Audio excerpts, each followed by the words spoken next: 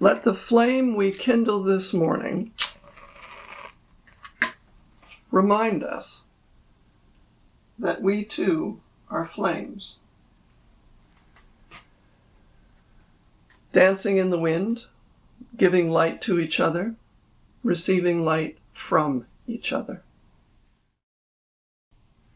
Good morning. I'm Rick Richards, a longtime member of this congregation. I'm grateful to be with you this morning. By way of introduction, I'm going to talk about two interwoven topics in my life: the spirit I experience within me, and the religion I experience in community with all of you. My talk is in 3 parts. I want to give each part a chance to settle before moving on. I want to thank Barbara Zadrowski for her music, Joan Richards for her assistance, Chris Walsh for his technical support, and Neil Bartholomew for his guidance.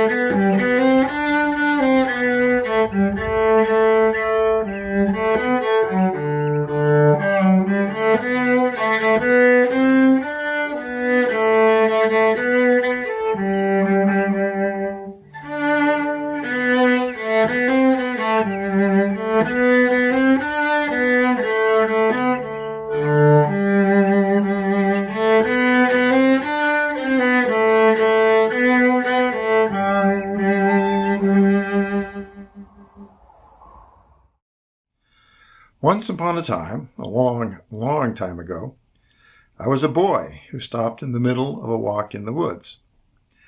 I didn't have a real reason to stop, but when I did, the bird calls became more audible and distinct. The trees and leaves stood out more clearly. The sunlight became brighter, and time seemed to disappear. As I stood there, I stopped thinking and started hearing, seeing, and feeling the woods. And beyond hearing, seeing, and sensing, I became aware of feeling connected to everything in the woods, of being a piece that belonged in a larger whole.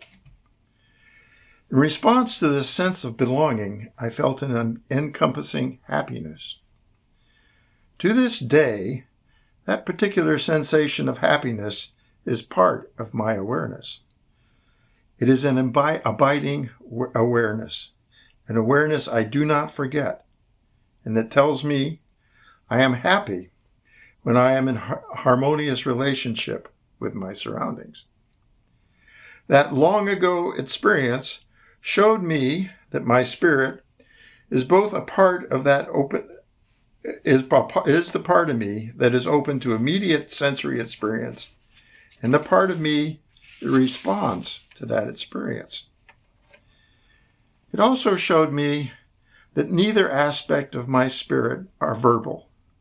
I went through my whole experience in the woods without saying or thinking a word. That is not to say I think my spirit lacks intelligence, but its intelligence is not verbal. Instead, on the one hand, its intelligence lies in taking things in sensing. On the other hand, my spirit's intelligence consists of forming underlying awareness out of immediate experience. As I said, this kind of awareness abides in me. It creates insight into what is important in life.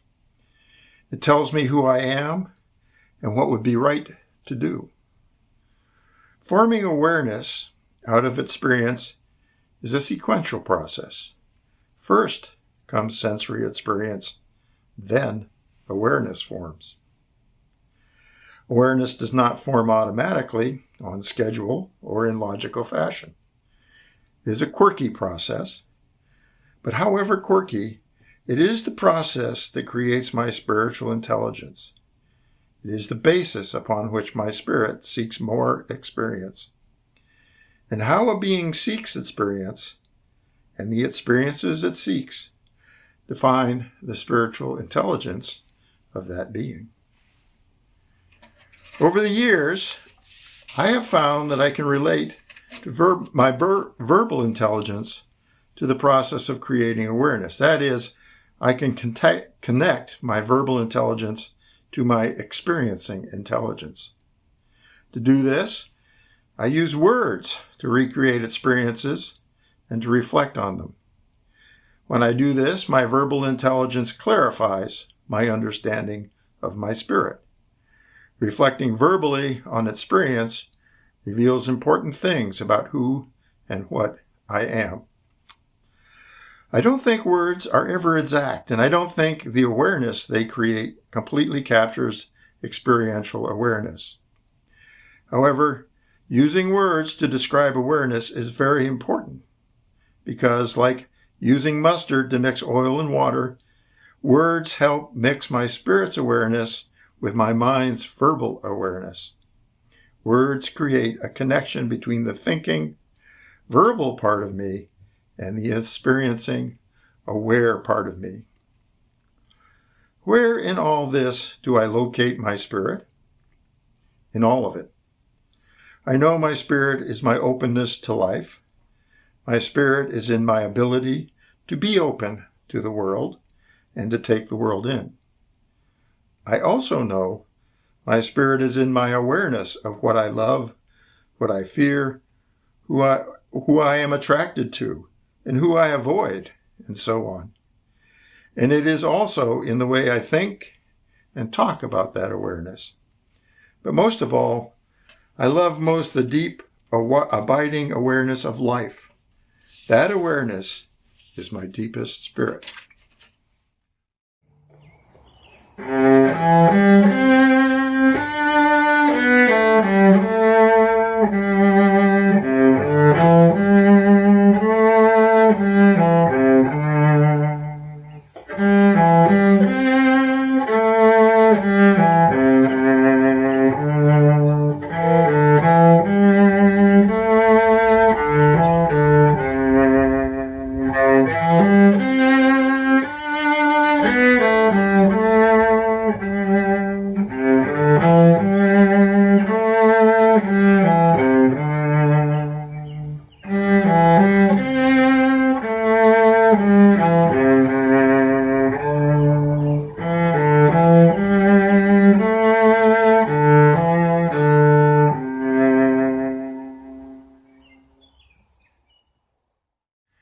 In what I just said, I talked about a spiritual experience in which I was all by my lonesome.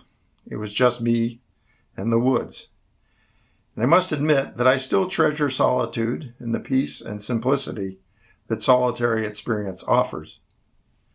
However, there is a whole world of experience and emotion that happens in connection with other people. That is, my spiritual experience happens in the connections I have with people. This doesn't mean all relationships are spiritual, but for me, relationships with a spiritual component are the most important relationships in my life. For example, my long and varied experience of parenting came out of relationships with my wife and family.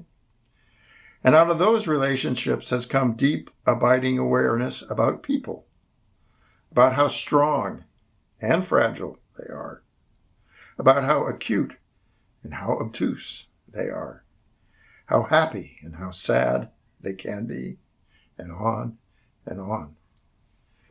I think this kind of awareness, an awareness based in my spirit, connecting with the spirits of other people, is religious experience.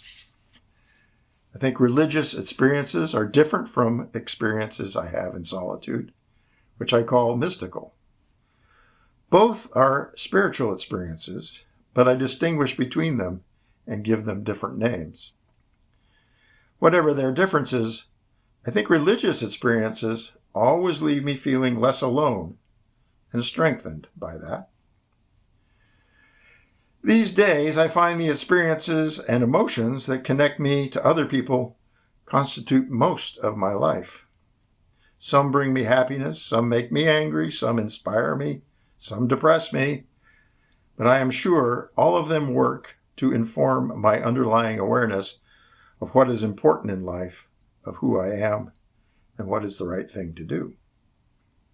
I also know my spirit persistently works to create the experiences it wants with people. That is, by selecting, shaping, discarding, and maintaining relationships, my spirit works to create the kind of religious experiences it wants. This work is a challenge. I call the challenges I face when I try to establish and then recreate preferred religious experiences religious logistics. An example of religious logistics come into play in the simple act of establishing a connection with someone else.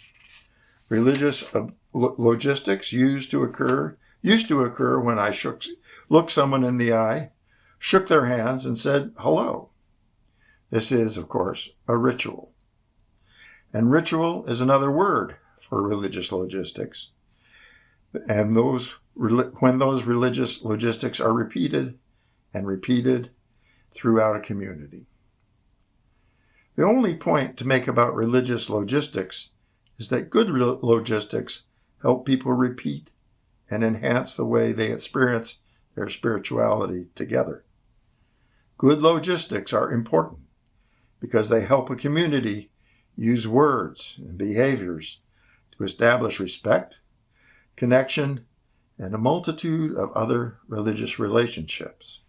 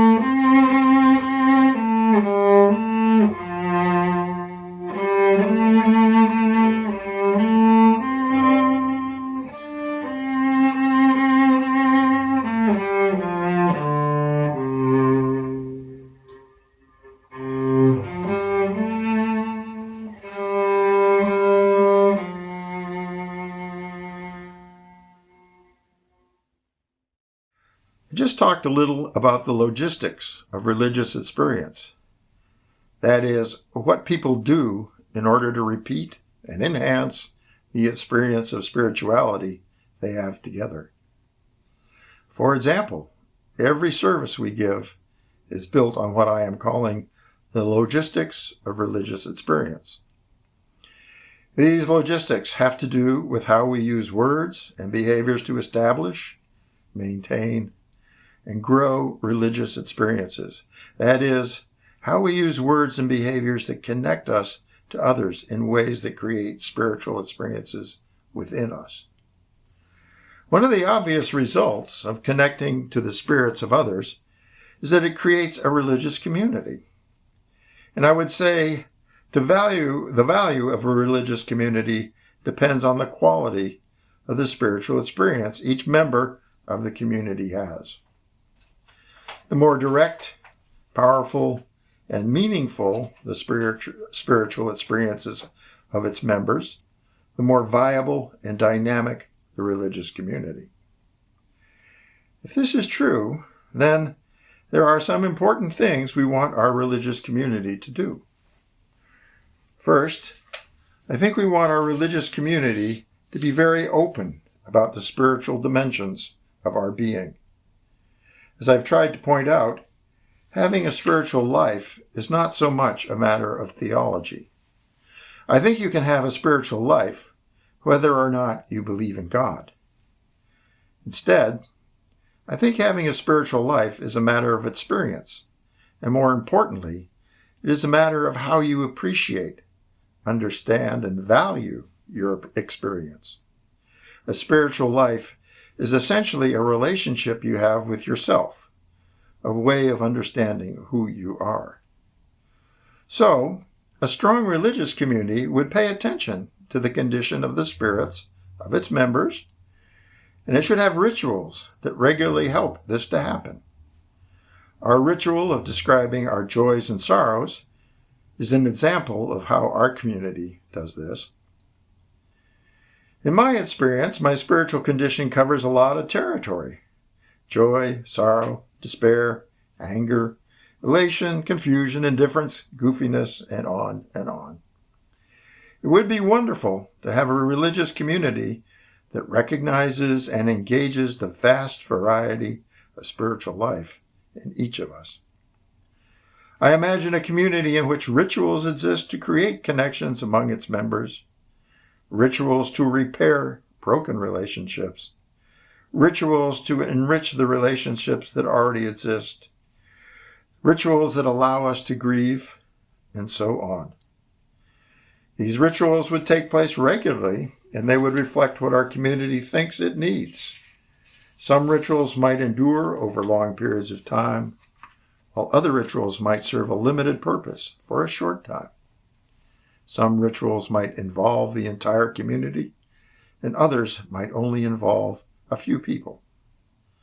But a religious community that is working to create and maintain the rituals it needs would always judge their rituals by the quality of the connection they establish among its members. And it would always judge the quality of the connection rituals establish between people by the quality of the impact of the connection on the spirit of each person participating in the ritual. And we would only know that if we had ways to talk about it.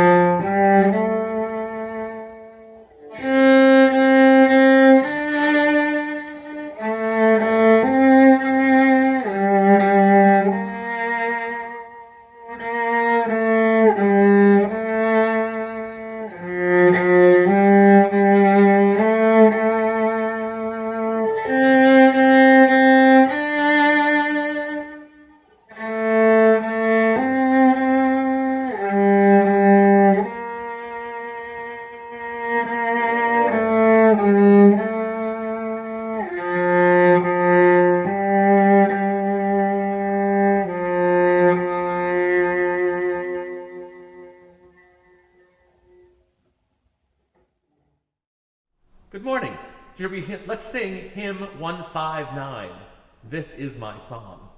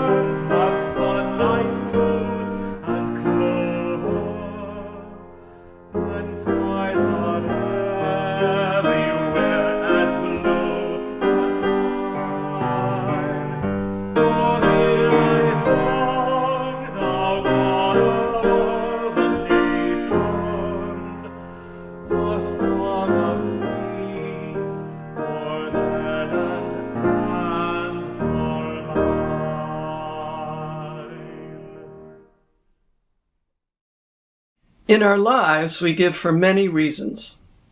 We give to nurture our children. We give to help our friends. We give to help the groups we care about. When we give, we acknowledge the importance and worth of something beyond ourselves. We acknowledge that there are needs beyond our own, causes beyond our own, and lives beyond ours that are as real as our own. In this acknowledgement, the act of giving humbles us, brings us closer to right relation with our world, and makes us larger than we were. Now, in this moment, consider the worthiness of our community and give to support its mission and ministries. As we give, we create a home for our spirit. To give online, go to the church website and click on the Give tab at the top of the page. Or you can mail your donation to the church at 1 Benevolent Street, Providence, Rhode Island, 02906. Our closing words come from John Lewis. Release all bitterness. Hold only love, only peace in your heart. Choose confrontation wisely, but when it is your time, don't be afraid to stand up, and speak out. In its simple generosity, our chalice flame shared its light and warmth with us. Burning bright and warm is its nature and its spirit. As we disassemble from our gathered community, let us also burn as brightly and warmly as we can. Let us give and receive the light that enlightens and the warmth that nourishes.